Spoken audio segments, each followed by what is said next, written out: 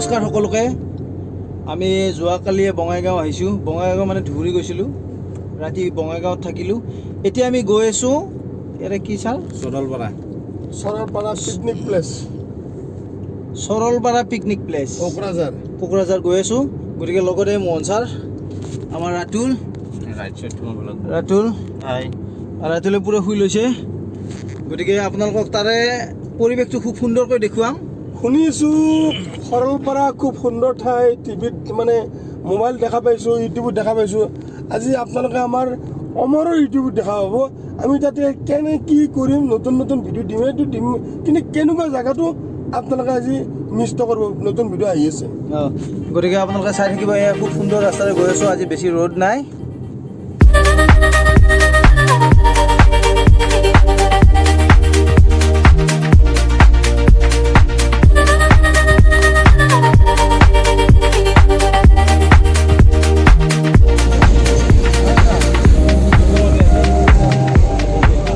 এয়া সৰলপাৰা ৰাস্তাত গোটেই পখিলা, গোটেই ৰাস্তাটোত পখিলা। চাওক কি সুন্দৰ এটা পৰিৱেশ।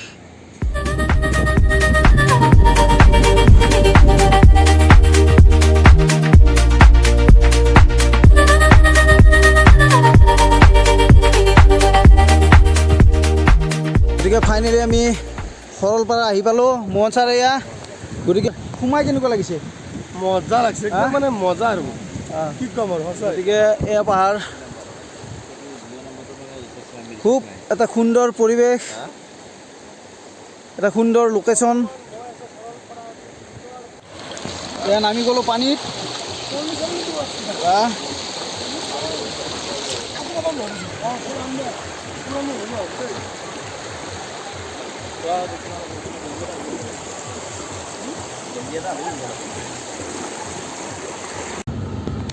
আমি সৰলপাৰা বাই বাই দিলোঁ, আকৌ আহিম। মোহন ছাৰে সাঁতুৰি ভাগৰি আহিছে।